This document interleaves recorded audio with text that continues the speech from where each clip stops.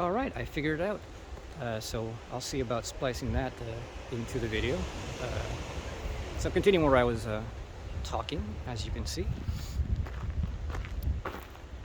So I haven't made a video like this in quite a while. I think it's been more than a year, maybe a year and a half, or maybe even 2 years, really. I think I didn't do a philosophical hike since I went to Michigan. And I don't know if you guys can see much here. Well, I mean, you can see enough. The 3 times the higher zooms are over 1 look a bit too choppy, jumpy for my taste. So otherwise, you would be able to see the nice color of the waves way out there. But anyways, so I'm taking the trails that I didn't take the last time I came here, and I have basically the rest of the day. I got here at noon, which is a nice time. You don't have all day to do everything, but I'm not gonna really take much time to try to take all the trails. There's a bunch of trails here that really don't have anything that's worth watching, worth visiting. I mean, if you like walking, but and I like walking. But today I'm here to also get in some photography. As you can see, I have a backpack on me, which I normally don't. But it is a photography backpack. I have a very nice Nikon D7500 I bought a year and a half ago, almost. And I have not used it once. It cost me a pretty penny, and I have almost 2,000. Well, with that camera, I have about $2,500 of camera equipment, because I like to do landscape photography particularly, and I haven't done any of that since I got it. As a matter of fact, I hadn't done any real outdoor photography by that time since about 2018. So it's been a good chunk of time. It's kind of weird. I enjoy it, but at the same time, I also just rather the stuff that is just very easily accessible in my area where I've lived. There's only so many times you can photograph the same hills, the same corners, same trees, flowers. It's all really, you get bored of it. And I don't like to go anywhere alone, so it's a terrible mix between I'm an adventurous person, and at the same time I am so skittish and flim-flammy when it comes to bothering to do things on my own. And look at that beautiful tree. That's something right there. And this is a nice trail so far. And I hope you can't hear the people behind me too much. Let's see if this allows me to change the zoom. Yes, it does. See, I paid for this. Is what is it? A Galaxy S21 Ultra. This is the top of the line phone at the time that it came out, and I got it exactly when it came out. Cost me $1,400. I'm still not done paying for it. I've had it for a year. One of the lenses in the back actually is cracked, but I'm kind of confused because it doesn't show up in any photos. So I'm wondering what did that lens do? And I actually have a protection plan on this. Oh well, I mean, now that I look at it, the stabilization on this is not too bad. So I think I'll keep it on that. That looks nice. That looks really nice. I hope that for those of you who actually watch while I'm talking and don't just listen, you enjoy this as much as I do. Well, no, you can't enjoy this as much as I do. I'm here smelling the salty air, feeling the fresh breeze, hearing these sounds, and just the real surround sound. So I'm definitely happy. And look at that rock. Not so impressive on video, and not so impressive right now, but it's aesthetically pleasing.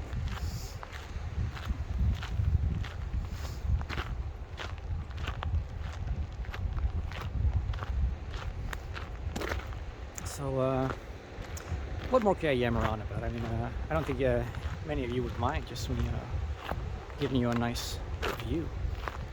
But it's, I don't know. I find that just kind of a waste of a video. Even though I myself watch people just do stuff in silence for quite a lot of things, including hiking videos sometimes. Very rarely, but sometimes. I mean, if I'm gonna do something hiking related, I'm gonna go hike myself. For those of you who don't know, actually, yeah, if you haven't watched anything recent of mine, and particularly my recent talk with my friends about freedom, if you remember my yellow fat dog, Balboa Jr. Unfortunately, he passed away last November. He contracted either some disease or just a sudden organ failure. We could never determine. The vets just were unable to use their science to quite grasp what that was. And we tried to fight the good fight. I spent about a month doing everything I could to help him fight. But in the end, you know, money can only do so much. You know, had there been some kind of guarantee that I could have had that spending $5 grand, for example, would have saved his life, I would have done it. But since things just didn't seem to be improving, I had to cut my expenses at about $2,000, and I had to put him down. It's the second time, really, where I've lost an animal that is deeply mine. I think the last time that happened to me was when I was about 8 or 9. I think it was about 8.5, close to 9, in which my parents got this really one of my mom's friends, for whatever reason, had this dog, and it kind of gave birth to pups, and it was some kind of like mongrel terrier yappy thing. Wasn't that cute, wasn't, you know, that amazing, a terrible dog. We had no idea how to discipline the dogs at the time. My parents didn't have the time, I didn't have any knowledge, but I loved that little rascal. However, he was just too rambunctious, too uncontrollable, ripped too many things. And, look at this. Yeah, very nice coves. These coves actually get seals here during seal season, which I don't know when that is. I think it's definitely somewhere in the summertime. They're there a little bit up until winter, which is about the September time. So you definitely see them here up even around that time. And you can actually, as you could see earlier, there were a couple people there. You can actually walk down there, and if you don't scare them off, you can hang around. Beautiful creatures. Beautiful sight. Look at that. Look at that. I mean, you know, people who don't like nature, I don't know what's wrong with them. Aesthetically, anyways.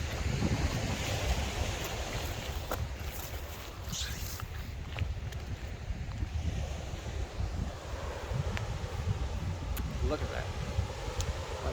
Let me see what the maximum zoom on this thing is about 10. Doesn't look too bad. Now that you look at it, yeah, it doesn't look too bad at all. The lighting's a bit down, but still nice for this camera. I mean, money makes it worth it sometimes. Sometimes. I don't know about you guys. I'm a, I don't know, would you call it perfectionism? You tell me. I don't like to do things half-assed. If you're gonna do something, do it well. You know, put in effort. Go for it. You know, the worst that can happen is you might have to sell back any equipment or two. and you'll be at a loss anyways. No matter what, you're going to lose your time whether you like it or not. If you end up not liking it, but even if you half like things, just go for it. That's what I did. That's how I got into photography back in, I don't know, what was it, 2014. Let me see if I can get this. If you see that, these islands, well, not islands, those rocks that you see right here,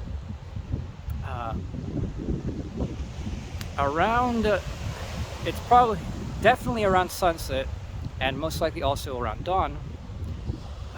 And if you just have the right haze, these look unreal. Like they just kind of have like this pastel glow to them that just, on a camera it looks unreal. With your eyes it looks unreal. It's amazing. I had the luck that the last time I came here, I did get just that wonderful haze for the sunset, and it was just a wonderful experience. I actually didn't bring my good camera because at the time I didn't have a PC available that would allow me to edit things in a satisfactory way, so I didn't want to bother because I just have a bunch of photos that I do nothing with, which is kind of a really dumb thing to think. Look at those waves.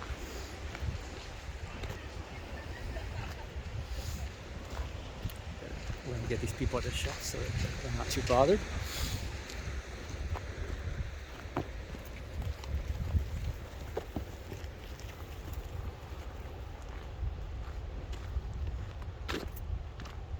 Where was I going with that? Got into photography. Yes, last time I came I didn't take many, well, I took photos, but I took them on my Galaxy S9, which is also a top-of-the-line phone at the time. I didn't get the Ultra because the camera was better, but it wasn't that much better. It just, the superiority was a bigger screen, which I don't care about, and just a 2 times additional zoom lens. So I didn't go for it, but that phone took beautiful pictures, and the newer phones, it's noticeably better quality when you zoom in, but it just at, like, the phone level of your screen, they haven't really gotten that much better in reality. No camera on a phone will ever compare to the camera of well, an actual camera, a DSLR.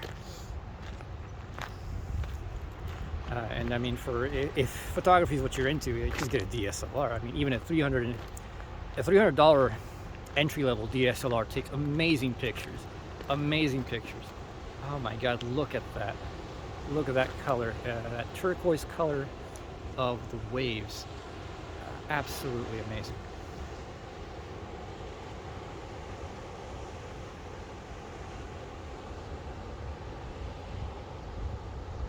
Alright, I'll just keep it on that zoom, so much nicer. So quite nice.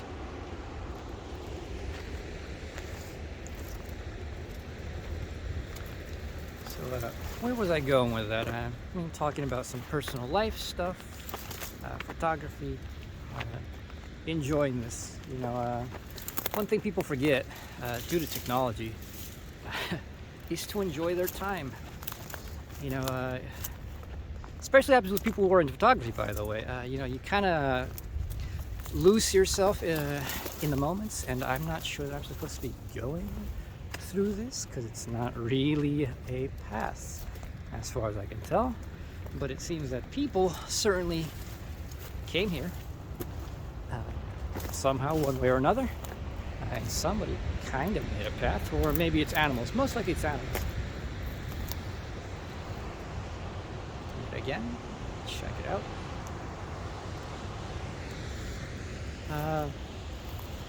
And when you're doing photography and somebody invites you, they're like, "Oh, can you take some photos?" And you're like, "Okay, yeah, sure." You kind of like step out of the experience of being there, and you're just kind of focusing too much on the technicalities of taking good photos, to aesthetically please your friends, who certainly appreciate it, but whether they appreciate it in a proper sense. And I'm definitely not on any trail, but don't worry, things can always be worse. Things can always be worse, so don't feel too bad about wherever they are. You know, I have a couple of videos from the last time that I came here of just those waves, and it's the kind of stuff, you know, I would plop down the chair and I would just stare at that for hours.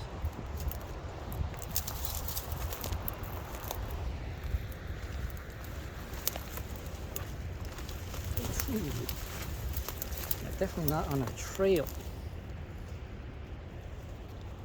I should probably just head back, because if there is a trail, it's going up that way.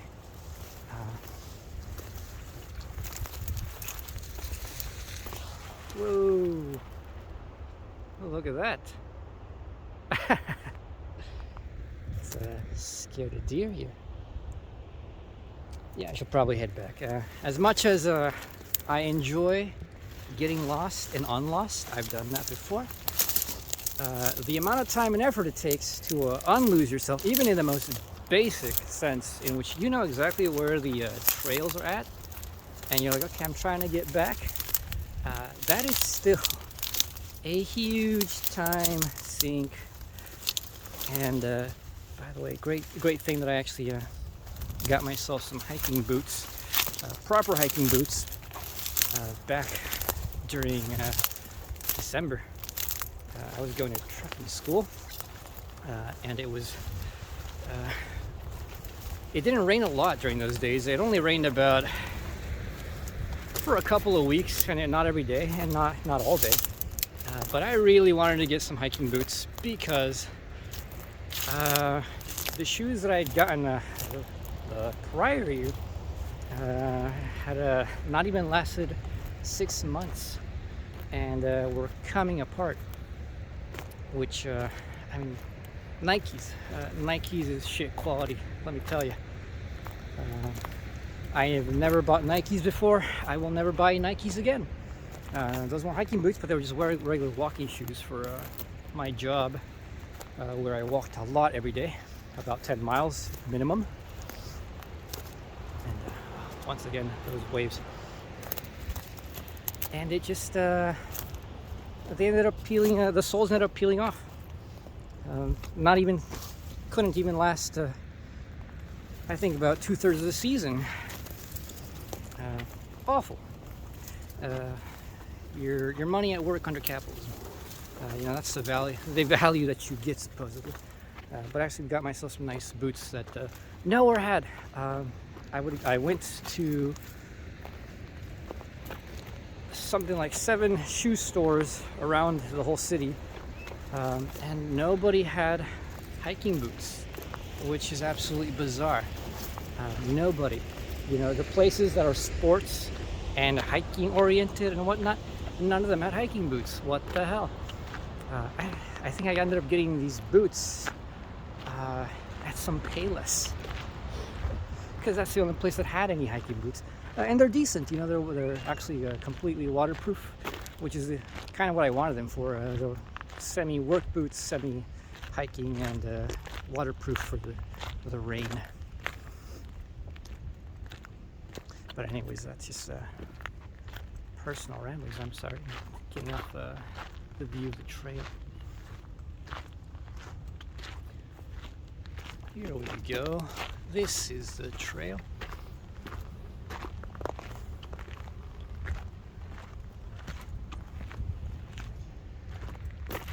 Yes, indeed, this is a trail.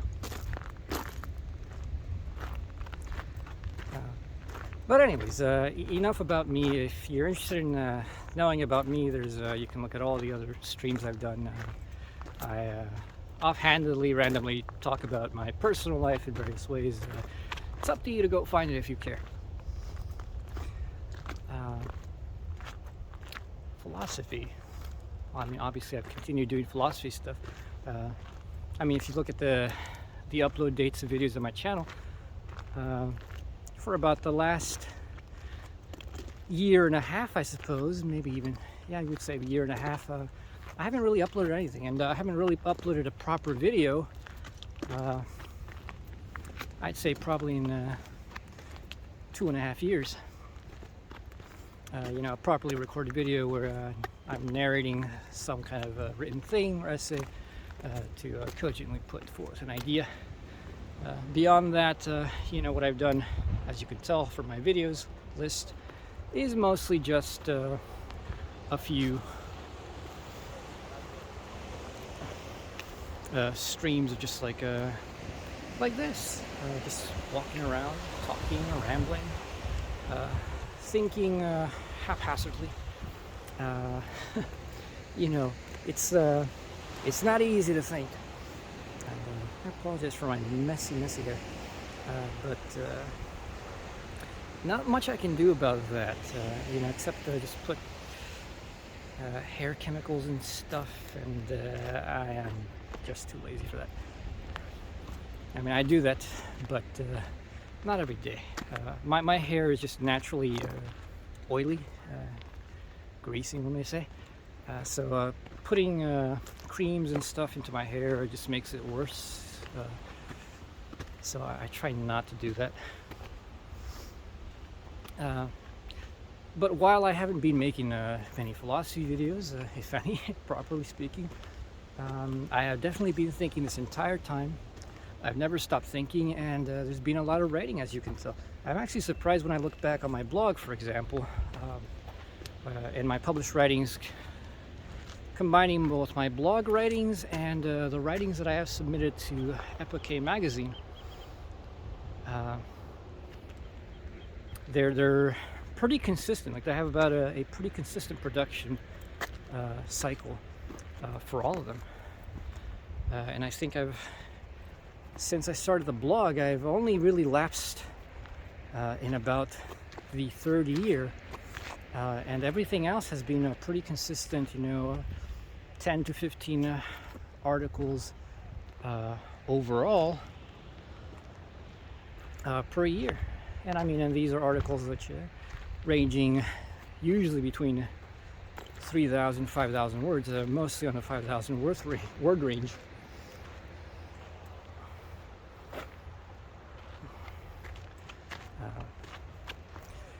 And I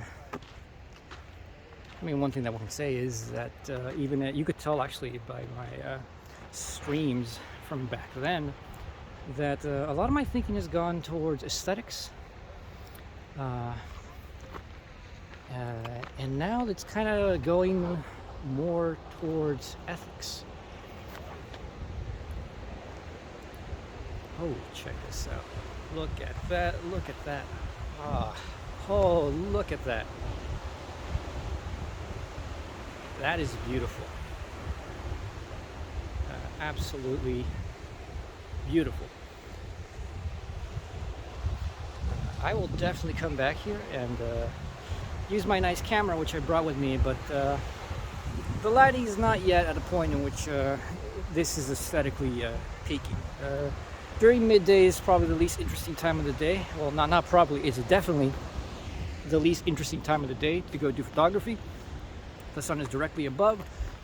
Things are not differentiated well into having forms, shapes due to shadows. The shadows are just, you know, bland. They're more omnidirectional at this time of day than having a nice contouring of things. So I mean, quite literally, things visually are not as determinate during midday due to the pervasiveness of the directionality of light from above directly. Once you get into during dawn or sunset, or you know, early morning, dusk, afternoon at least, you get the angles of light in which you get the nice differentiation of things. Very aesthetically pleasing. The reason why it's pleasing, by the way, as Hegel explains it, is you know, contradiction, difference is pleasing because it is true. It is an intuitive truth. That's certainly something I come to understand. You know, my reflections on Hegel and what Hegel says, Hegelianism, on aesthetics, has not been based much on what Hegel himself explicitly says. Quite literally, I've done a lot of thinking, mostly on my own, just jumping off from the basic definition Hegel gives of beauty as the idea in sensuous form. You know, it's truth directly presented in the senses or the objects of the senses. You know, sight, sound, all these other things.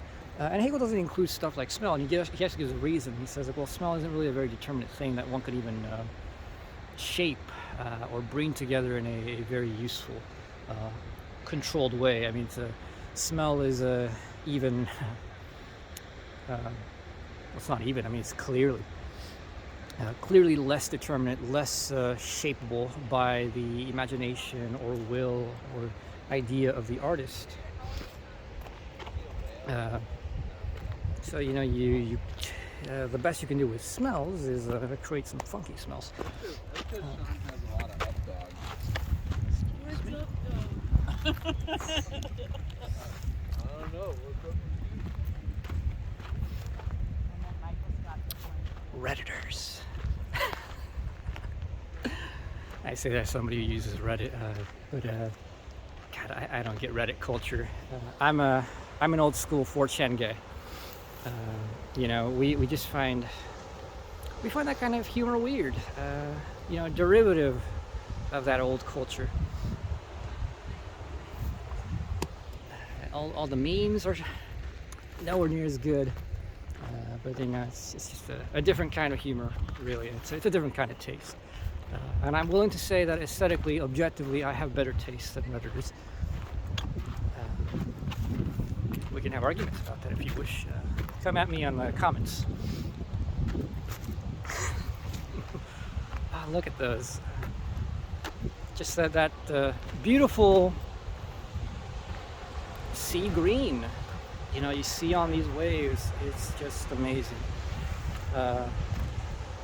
There's otters around here. I've seen them. Not today so far, but I know there's otters around here. I mean, just look at this. This place is very nice.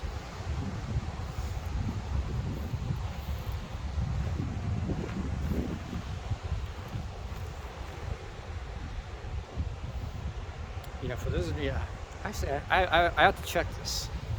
I know that about 6 years ago, to live in these areas was at cheapest.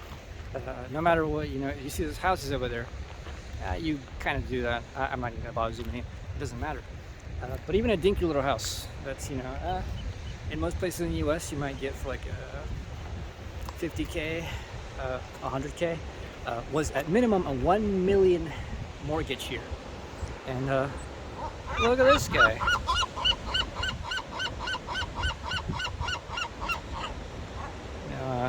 Rats with wings. By the way, we're just gonna have a jumpy discussion of random things that come to my mind. I watched The Batman, the new one, yesterday with my friend Hyperion. What an awful movie. You know, it's not the worst Batman, but it's not a movie that I'll ever go like, yeah, I want to watch that again. Even The Dark Knight, you know, comparatively the Heath Ledger one. That one is not a movie that I would really watch again. I mean, if you want to watch that again, you just watch it for the Joker scenes, really, and just go on YouTube and watch the clips. And even the clips, it's not that amazing. It's a great performance, to be sure. You know, you got to give your hats off to him. And these birds do not give a fuck. But yeah, it's a bad movie. Part of what it makes it bad is it takes itself way too seriously. You know, gothic emo Batman does not make a very enticing Batman. Catwoman was not really a compelling character. I also didn't like her costume. I don't know, it just kind of seemed too eh.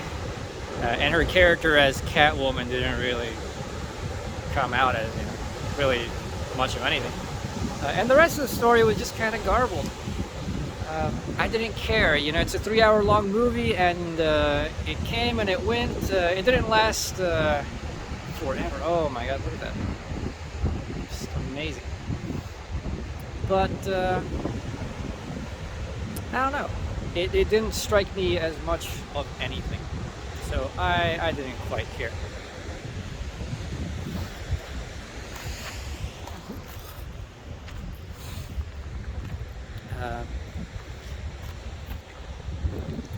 Did I care about it more than I cared about Dune?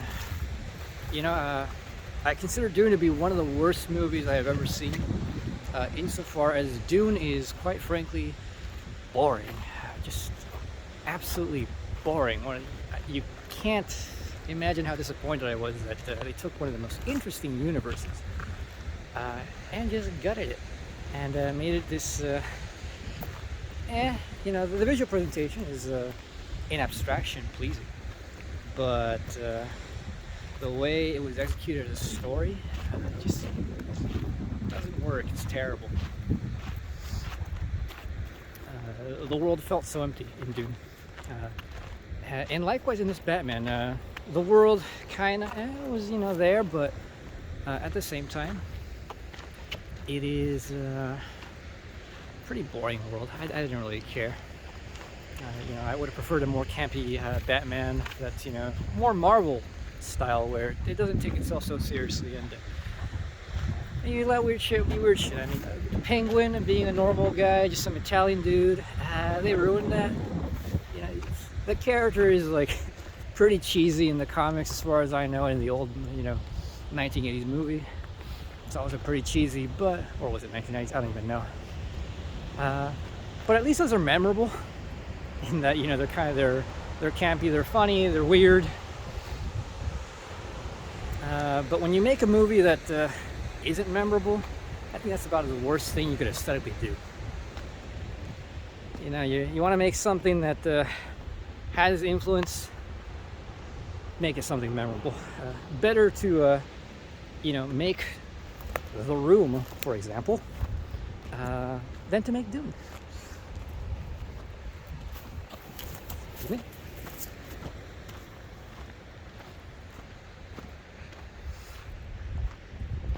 So besides my aesthetic thinking, of which the reason I got into aesthetics was the simple question, are video games art? Could they be art?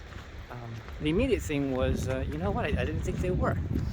But I wasn't sure that they couldn't be, and that was the real question for me. I was sure that they weren't yet. There wasn't a single game that I would qualify as art, and I did have long discussions with friends about if they had ever encountered anything that they might consider art, and certain discussions definitely brought to mind things that did make me question. And for a time, I thought maybe it is possible. And the question was over, what does this possibility mean? What would be the possibility in that? The possibility of video games being art is entirely in what makes them unique as video games, which is the gameplay. I mean, the visuals, paintings, we know painting is art. The music, we know music is art. Voice acting, all these other cinematography, all these other things, framing, we know that's art. Architecture, we know that's art. But gameplay is a new, unique thing. Can that be art? And in film, like the ways in which framing and time and motion come together, that's the artistry of film, unique to film itself. But with video games, the uniqueness is the way that gameplay feels and moves and links the things that we are engaging, or if we want to call them artworks, the works that we are engaging. And that would require that the gameplay be something that, just like every other piece in a good piece of artwork, you can't take anything away without getting rid of something that is inherent to the totality of the meaning of the work. Gameplay in video games also would have to have that role, and the question for me was, well, has gameplay ever meant anything? You know, we know that certain sounds mean something, and by mean I don't mean just kind of symbolize. I mean like we just intuitively get a meaning. You know, a high pitch tune in music, for example, intuitively goes with something happy, something energetic, something lively, and something going, you know, very low. That's, you know, dark, brooding, decaying, blah blah blah, and you just get these intuitive meanings. You also get that with visuals. You get that with stuff like dancing. There's you know, it's much harder, but with gameplay, the question for me is like, does gameplay do that? We can like have gameplay that is highly frenzied, frenetic, and or slow and methodical, and these are what, you know, gameplay styles and things would do, and certain games kind of go through these things in which you have to do certain kind of reactions to certain kind of enemies. You know, certain enemies are very fast, and so you got to learn to be just as fast and dodge and counterattack and all those things. But do those things have a meaning as you play them? And I don't think so. And do they have a meaning when you step back and pay attention to them in reflection? I don't think so. I don't think anybody watches anybody else's recording of gameplay and go, oh wow, you know, that was a beautiful version of this game that I watched, where, you know, this guy pressed these different buttons in different orders. That was totally meaningful to me. It's not meaningful to me. I don't know anybody who watches that. I mean, and I watch a lot of people play games just out of boredom. You know, it's something I place in the back of my mind. I don't play games these days. I actually prefer just watch people play them instead. And even more, I like people just talking about playing games and what it means to them. You know, like art analyses or story analyses, game analyses, you know, just gameplay systems and stuff. All that stuff is far more interesting than playing games to me.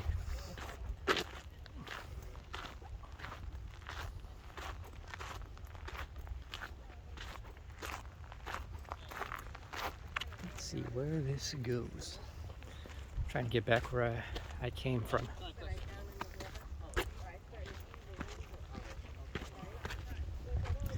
So, anyways, after about, what was it?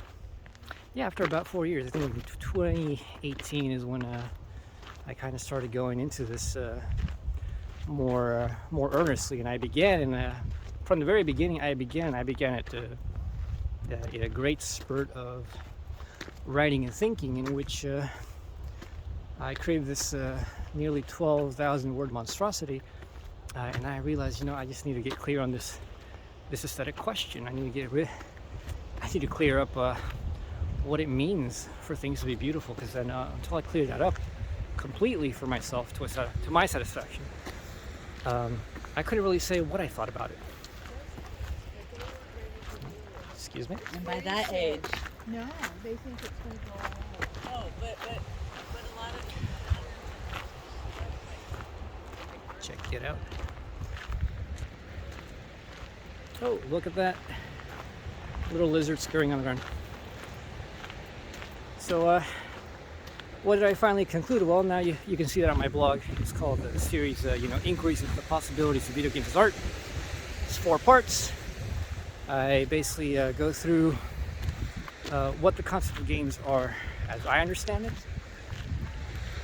What is unique about video games that would have to be artistic, and how could we consider that under the concept of beauty? You know, what would that mean to be instantiated? And there's a lot of stuff I wrote and then thought about that, which I left unpublished as just, you know, these fragments and notes. Trying to think of what would that be, because there were moments in which I thought I could conceive of what that was. But when I thought about it, I realized that nobody really would want to do those things, because it's not really that interesting. It's not fun, and gameplay has to be fun.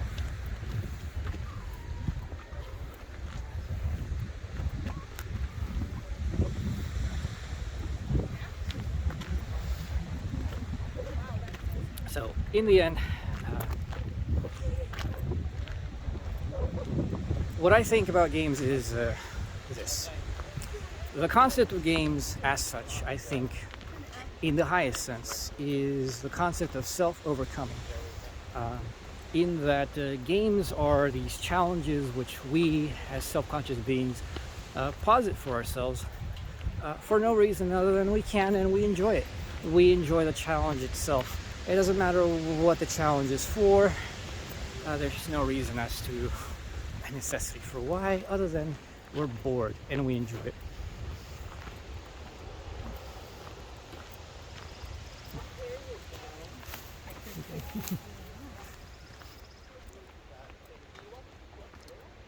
What was that? The new one?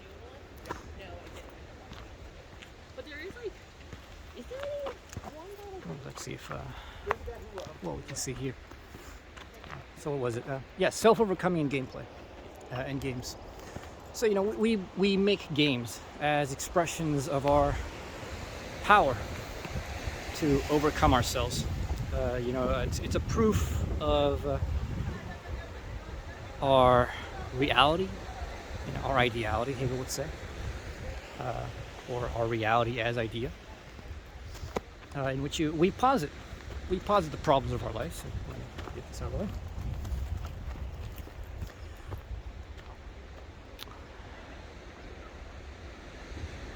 I love trees like this. Dead trees are very aesthetic if they are of a certain kind. When they're not too wiry and have too many little springy little branches, they're very beautiful. And we have a lot of those here.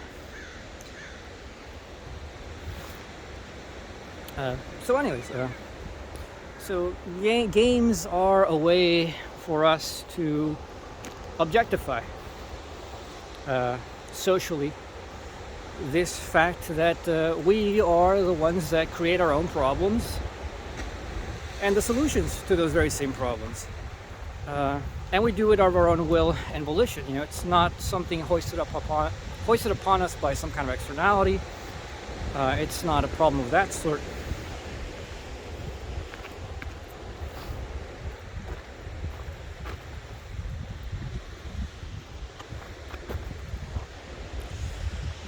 Let me switch my hand. My right hand is getting cramped. At least the selfie stick definitely helps with that. I used to, if you remember, be grabbing the phone in front of my face like this, and I would do streams like that for a couple hours sometimes, and that hurts. I suffer for your enjoyment. So anyways, yes, continuing with gameplay. So that's the fundamental concept of games for me. What I think that does, philosophically, logically speaking, is it makes gameplay or games a non-arbitrary creation of human beings. It proves their necessity as something which human beings would do, both as an enjoyment of our power and a proof of our self-determination, of our freedom.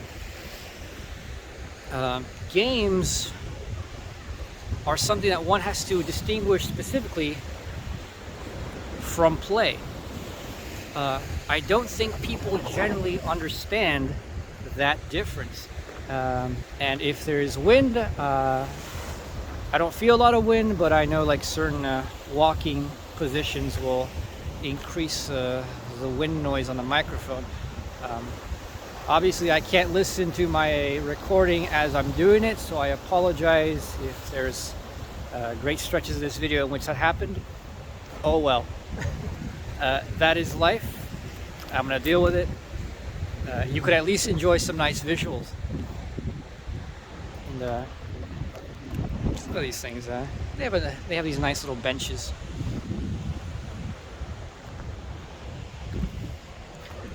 Certainly useful. And this side, not so aesthetic. The other side is more interesting. But those rocks are always beautiful. And as you can see, there's a bit of dark clouds on the horizon. So we might get some interesting haze going into the dusk and sunset. Let's hope so. Actually, there's probably a different way. Never take the same way back. If there's an alternate route, might as well experience the whole thing in different ways.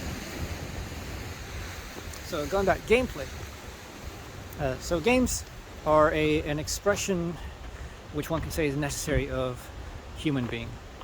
The unique things about games is gameplay, and obviously game, which is part of games, is not play. Play, and this is something I thought up of my own, and I'm definitely not the first one to think of it, but if you are one of these philosophical enthusiasts who listen to nerds like me, you should give yourself credit to your own thinking, to your own capacity to reason as a rational human being. I mean, to be a human being is to be rational. And let yourself go wild and speculate. Think, I mean, quite literally, let yourself think. Don't worry about originality. Don't worry, it's like, oh, what if somebody already thought about it? Do it. It's fun. At least to me, it's fun. To me, thinking is an expression of my life. It's an expression of my vitality, and it is my vitality, quite literally. I feel alive when I think. I don't need a reason to think. Thinking is its own end and goal. I enjoy it, and I do it because I enjoy it. It is a joy in itself. Understanding is a joy in itself. And it's also a joy that, when you make things intelligible in your own way, and then you go and look things up, and big name so-and-so said it 100, 200 years before you, maybe 1,000 years before you. And you may go like, oh man, well, there goes that. I thought, I came up maybe with something original. There are people who have this obsession, which is, I don't understand it. I really don't understand it. That they want to be original, and they have this thing like, oh, I want to add to the story of human knowledge. And they go and they're desperate to find like, oh, how do I publish a philosophy book? How do I become a philosopher without, having to go to school for it or something? And I think all those people are crazy. Now heading back the way I came. Because what could be better than to do your own thing, to be speculating all on your own, and coming up with these wild and crazy ideas, which are not so wild and crazy in a lot of cases. Finding out later that you look things up and you're like, oh, so and so, big name, already thought about it. You should feel unbelievably proud of that. You should feel great, because that is a sign that you are thinking. The fact that you, some no-name nobody like me, can let these people pass. The fact that someone like me can, on my off time, because I do this for my free time, I do it for my own enjoyment, be thinking the same thoughts as Aristotle, as Plato, as Hegel, as Kant, as Peirce, as James Mill, all these people. The fact that you come up with that on your own is fucking amazing. And you should feel amazing. And there should be no fear in anybody to think something already thought. What could be, when you're a student particularly, how do you think you get good? It's not just simply, oh, well, I'm going to imbibe all these things that people say. There's plenty of things that are basic that these people already thought, which you could think for yourself. And if you put in the effort, you have a whole gigantic library of people who are already established, who have proved their chops, Did you see the rock? who have elaborated things to a far greater degree than you probably can, definitely more than I can, or have bothered to, and who are your checks. You know, you have something to say or to think about beauty and art, all these other things. You have a whole library of people who have things to say about that. And if you find that one of these people said what you said, amazing. And if they haven't said what you said, maybe you have come up with something original. You know, and there you go. You have a check and a test, and if that what you're saying that's original is sensible, it's intelligible, and it's intelligible to other people, why not put it out there? You know, going on a tangent here. I remember that we're talking about games still. I'll finish that. But going on a tangent, you know, people keep asking me like, why aren't you in academia? Well, you know, why aren't you getting a PhD? I mean, you're like so smart, AW, blah blah blah. You'd be a great teacher and a great professor. And my thoughts on that is, why would I want to do that? Why would I want to, frankly, go and spend probably 7 more years of my life going up to a PhD? I know I can do it. Since I was in my 2nd year of college and I started I switched to philosophy. You know, the head of department there, actually 3 heads of department told me, they're like, you can get a PhD if anybody can. You know, easy, because I was a very syncretic person who brought in a lot of ideas, because I read very widely at the time. From a lot of disciplines, everything except art. I read a lot of science. I read a lot of. I definitely was into a bit of history, and it brought a lot of things that when you encounter philosophy, you just synthesizing, and they all told me you should do that. I ended up not doing that because one, school is depressing. Being a student with no money is extremely depressing. It was part of my depression. I felt like a useless leech on society and family and friends. And getting a job and quitting college for that was a huge deal in getting myself out of depression. But not only that, even then, you know, when I decided just not to go back ultimately, what I found, look at this.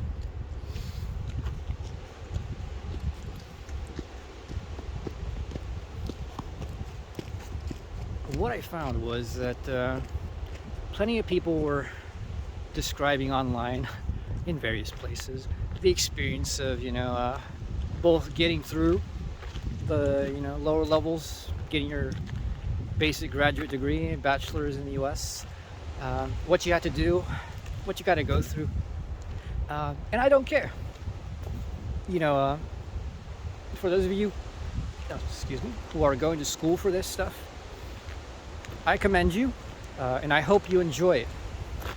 But I had better things to do than having to read books at a pace that is unreasonable, that doesn't really teach me anything,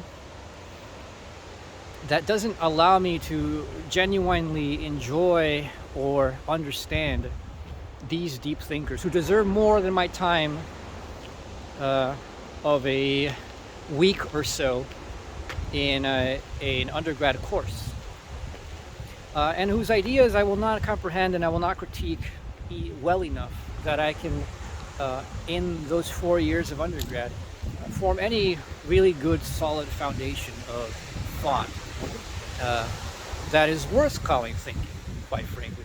I'm sorry, I meet a lot of people who have their bachelors and are even getting their PhDs, and I don't find them to be interesting people to talk to, because they don't seem to think.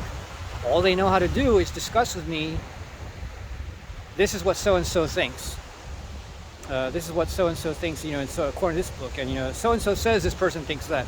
I don't care about that. I don't find that interesting. That's boring to me. What the fuck do I care about that? You know? They can't discuss the ideas themselves in a personal level. And then by personal level, I mean like, oh, this is how I relate to my life. No, I mean in a way in which you can show me that you've thought about this stuff for itself, and you understand the concept and the logic of its own account. If all you know how to do is repeat books and tell me citations, you're a bore. I don't really care. Sorry. I'm trying to keep the wind out of the microphone. Kind of realized that the wind was blowing there. So I don't want to waste my time doing that. If you look at the stuff on my channel, I do close readings. I read line by line, and I think about those things. As I go, do I give them the depth of thought that they might deserve? Definitely not. You get next to Lindsay. Sorry, move to the side. But I can say that those readings that I do, which are close readings, I give them more effort than people who just kind of go to school. What's up, man? Then I go to school, oh god, where was it? See, that's what's distracting about people walking by. Everybody wants their 15 seconds of fame. It's not even 15 minutes of fame, it's 15 seconds nowadays. Due to TikToks. It's even shorter, I think. Close readings. So, you look at my channel, I do close readings, and I enjoy that, my friends usually don't have anywhere near as much to say as I do. And even I, in a lot of things, don't have much to say. Because some stuff just seems like, what this author has written, it's about as clear as you can make it. There's not much else to say.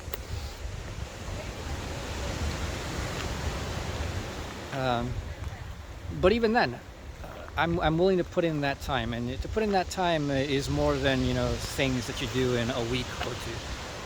Even for a 60-page essay, for example, to put in the proper time of close reading, and this does not mean reading all these other people about this essay. No, you reading this essay, thinking about it yourself, working it out. That takes time. For a 60-page essay, that should take you.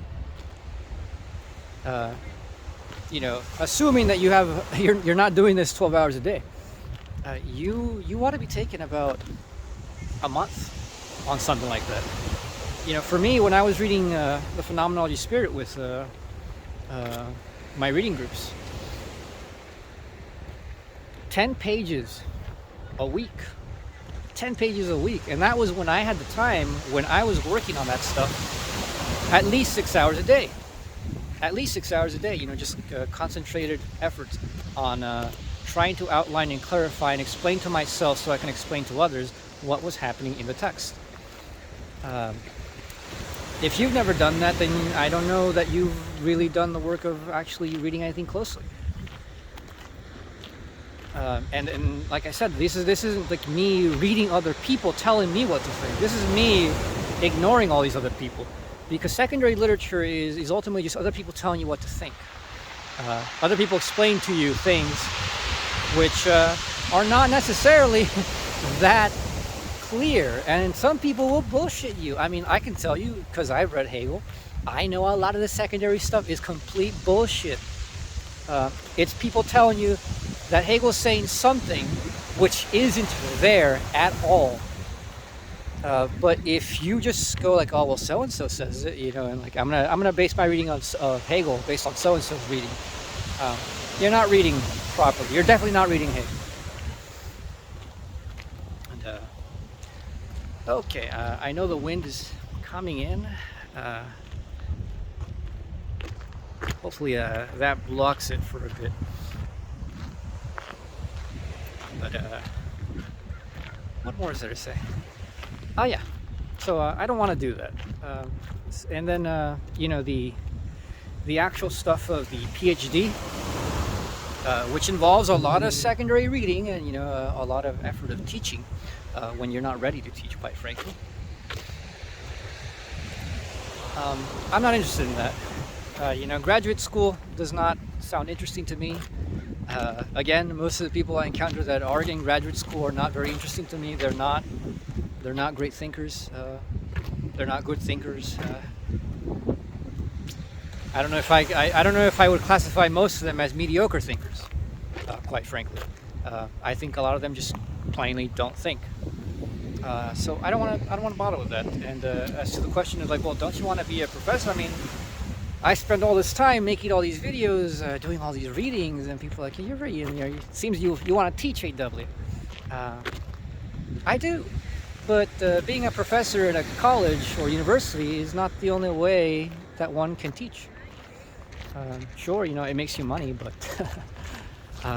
making money isn't everything. I take that seriously. I know that people find that confusing. My parents, my friends, family certainly find that confusing. That like, how do you not care about that? I mean, it's the most important thing in your life, quite frankly. I mean, your life depends on it. It modifies and everything you do. It does. But like photography, I enjoy photography, but I don't think I want to do photography as a job. It would kill the spirit of it for me.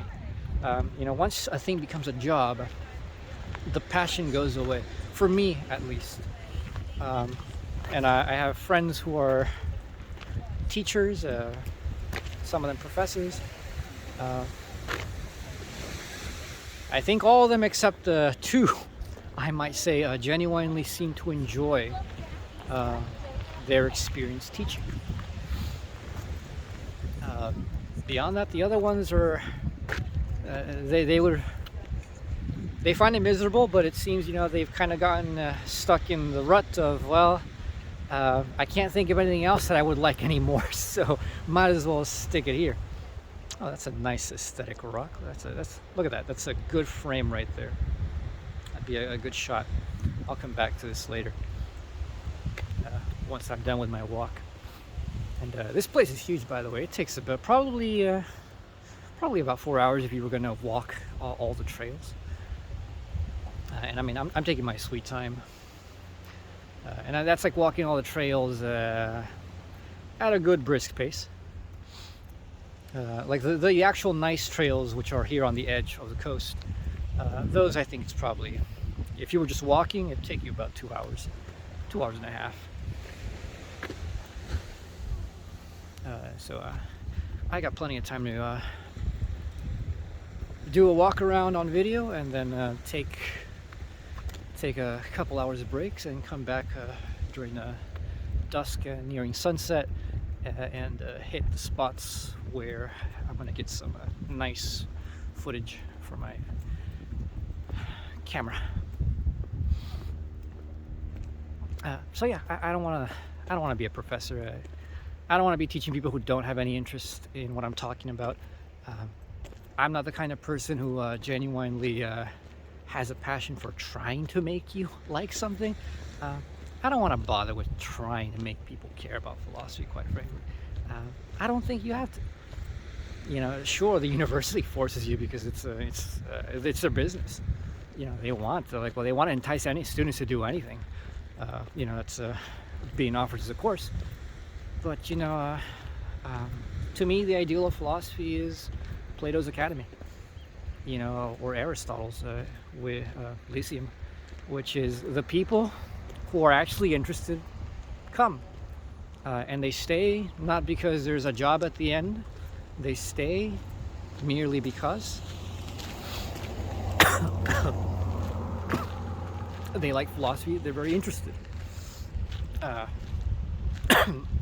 And they're the kind of people who are not trying to do things for fame. They're not there because, I want to write something original.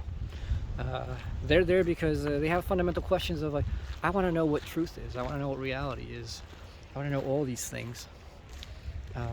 And they stay there and they talk about things precisely because of that.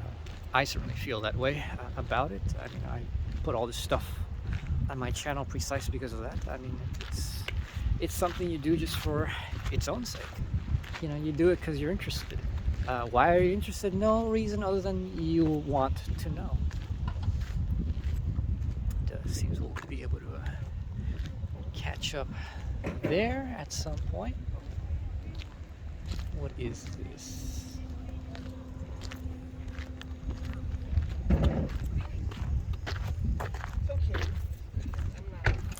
All right, this hits the hour mark.